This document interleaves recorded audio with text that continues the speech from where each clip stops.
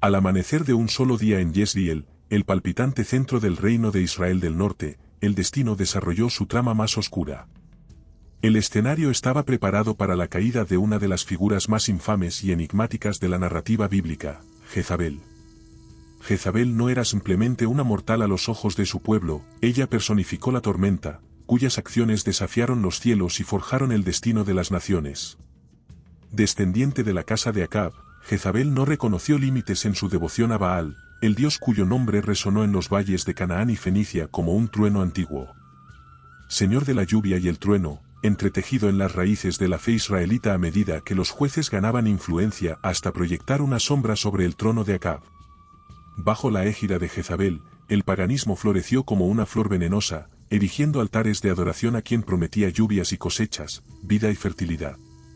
Bajo su gobierno, la tierra vio multiplicarse los rituales, cada uno de ellos teñido por las esperanzas y deseos del pueblo.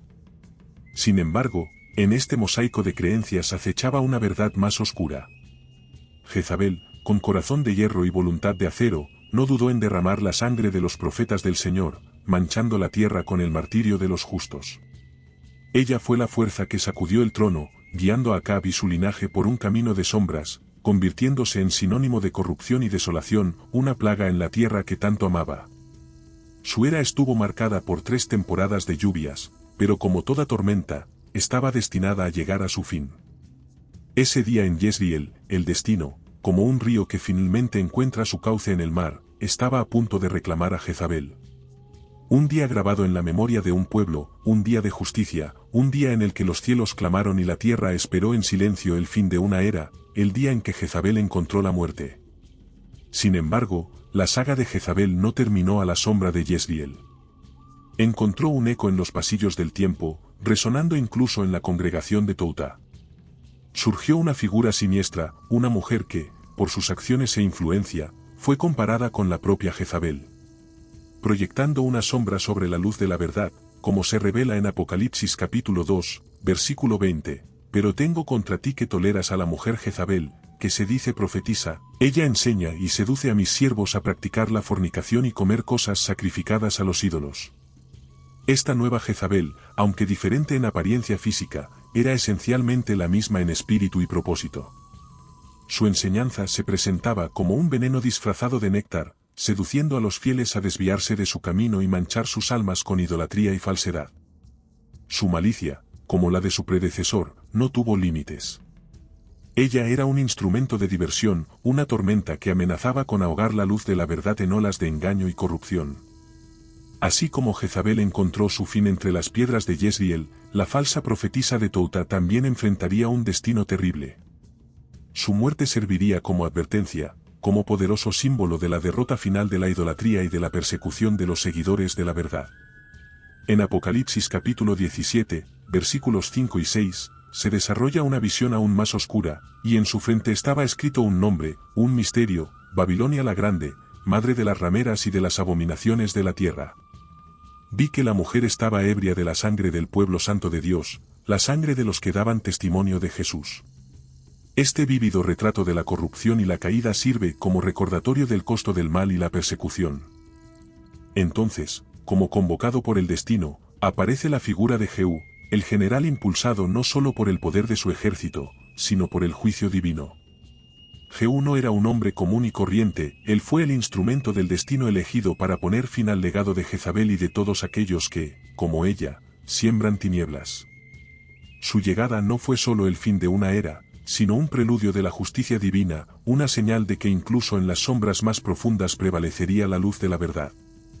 En el centro de una trama que entrelaza la codicia por el poder y la injusticia se encuentra el episodio más profundo que selló el destino de Jezabel.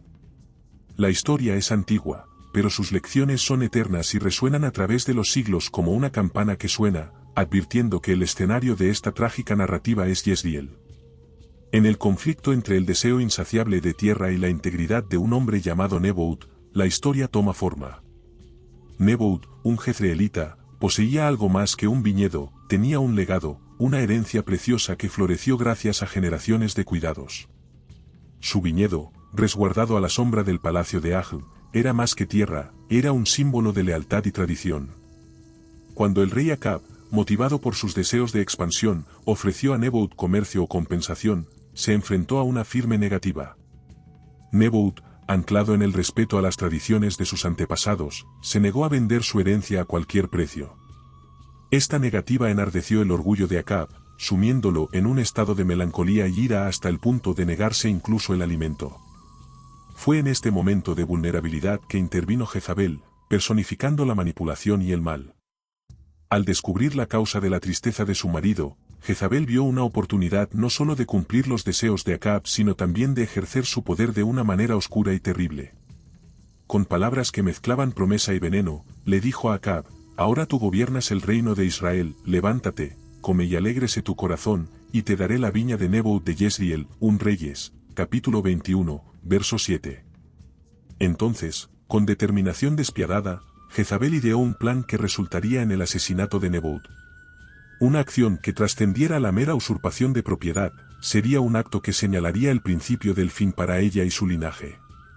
Con una astucia que rivalizaba con su propia maldad, Jezabel ideó un plan nefasto para eliminar a Nebaut y tomar posesión de su viña.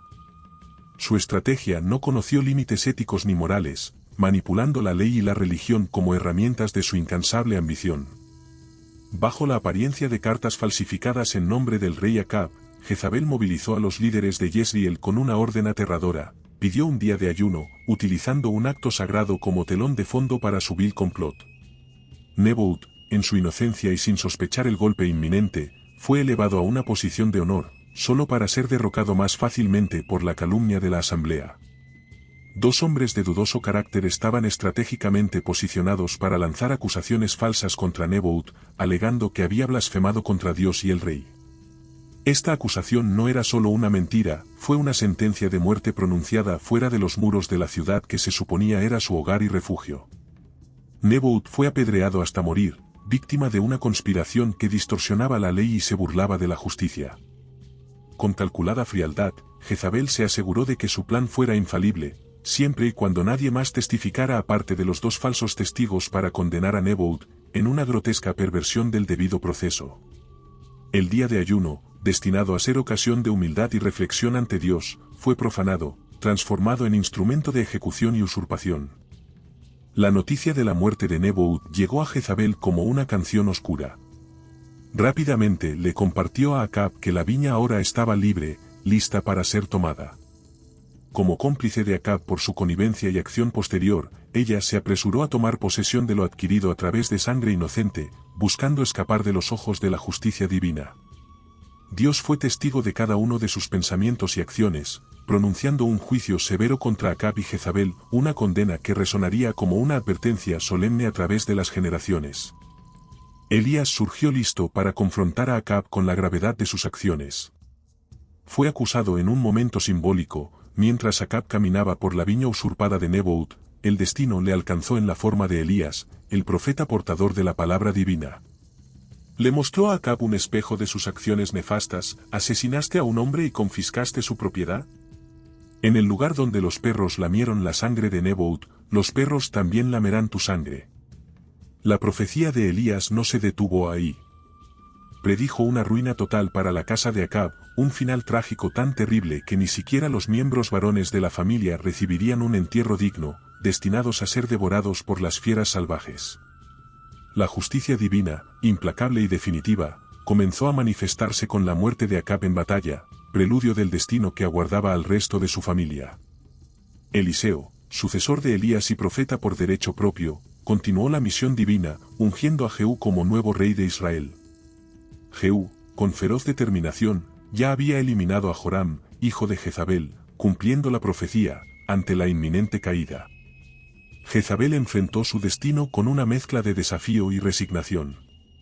Consciente de la muerte de su hijo y del acercamiento de Jehú, decidió confrontarlo no con favor ni arrepentimiento, sino con audacia desafiante.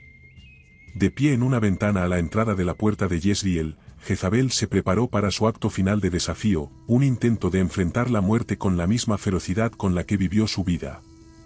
Al optar por un enfoque desafiante no solo hacia Jehú, sino también hacia el concepto mismo de arrepentimiento y sumisión ante lo divino, Jezabel optó por mostrarse lejos de buscar refugio en las sombras o mostrar algún signo de terror ante la inminente venganza divina, optó por desafiar, burlándose del miedo que normalmente aqueja a los corazones ante el juicio final.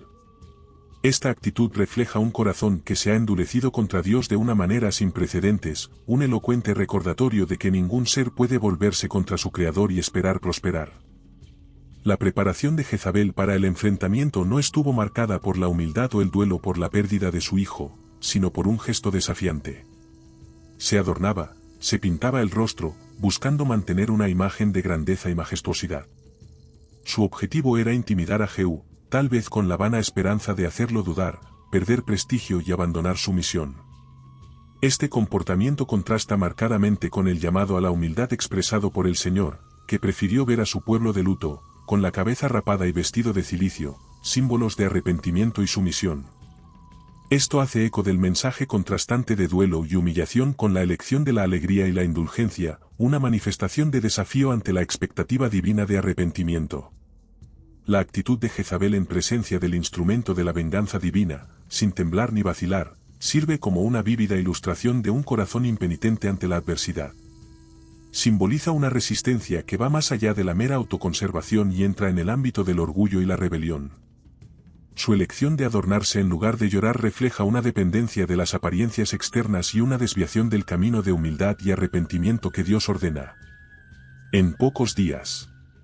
Su referencia a Zimri no solo fue un amargo recordatorio de la volatilidad del poder obtenido a través de medios nefastos, sino también una provocación directa a Jehú, sugiriendo que le esperaba el mismo destino. Esta táctica de Jezabel revela una profunda comprensión de la psicología humana y de la historia política de Israel. Al cuestionar si Zimri tuvo paz después de asesinar a su maestro, Jezabel estaba insinuando que Jehú, siguiendo un camino similar de usurpación y violencia, no encontraría descanso ni legitimidad en su poder. Proyectó confianza en la inevitabilidad de la caída de Jehú, creyendo que sus acciones resultarían en su propia caída.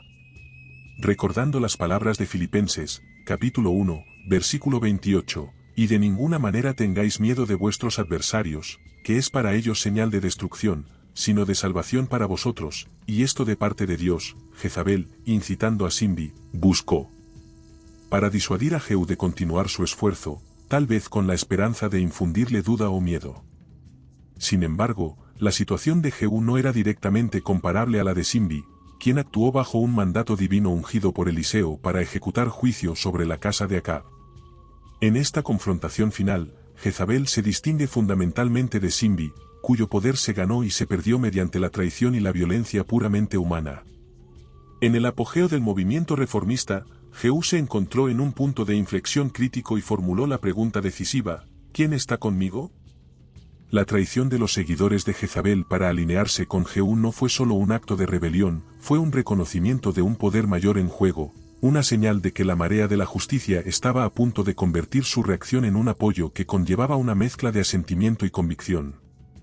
Esto le indicó a Jehú que tenía el apoyo necesario para ejecutar el juicio divino sobre Jezabel, evocando la imagen de una lapidación simbólica cuando fue arrojada desde un lugar alto. La ejecución física de Jezabel descrita en 2 Reyes capítulo 9, versículo 33 no fue solo una ejecución física, fue una condena de la crueldad y manipulación que ella encarnaba.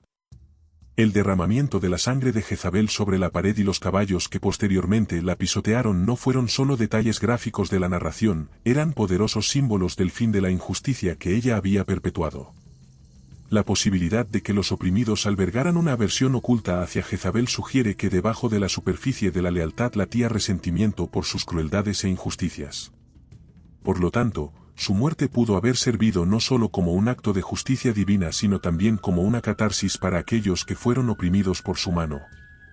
La escena final de Jezabel pisoteada por caballos y deshonrada incluso en la muerte resuena como un eco oscuro del destino profetizado por Elías. Este resultado, que culmina cuando los perros completan su ruina según la profecía, sirve como un poderoso testimonio contra el orgullo y la crueldad. Tras la tumultuosa caída de Jezabel, Jehú, ahora en palacio, reflexiona sobre los acontecimientos en un gesto que puede interpretarse como la última señal de respeto a la dignidad real. Ordena enterrar los restos de Jezabel, reconociéndola no solo por sus obras sino también por su linaje. Mirad ahora a esa mujer maldita y sepultadla, porque es hija de rey, dijo, según consta en 2 Reyes capítulo 9, versículo 34. Esta decisión sugiere un momento de reflexión sobre la complejidad de la figura de Jezabel. A pesar de su maldad, ostentaba títulos de nobleza que normalmente infundirían respeto y honor en la muerte. La narrativa da un giro, reafirmando el poder de las palabras proféticas y la inevitabilidad del destino divinamente ordenado.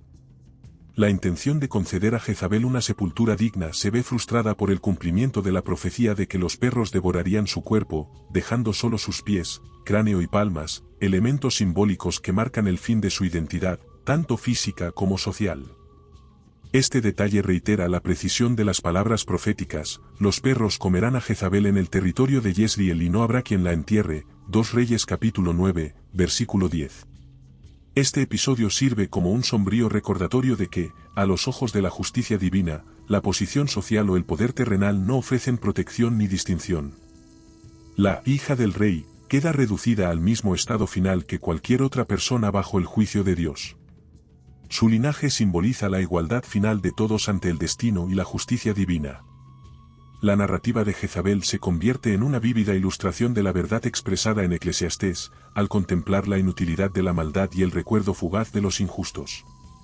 Mientras que Eclesiastés capítulo 8, versículo 10 reflexiona sobre cómo los malvados, a pesar de su maldad, pueden ser sepultados con honores y olvidados, Eclesiastés capítulo 6, versículo 3 resalta el destino de aquellos que, aunque hayan vivido mucho y hayan engendrado muchos hijos, no encuentran satisfacción en sus riquezas y no reciben una sepultura digna.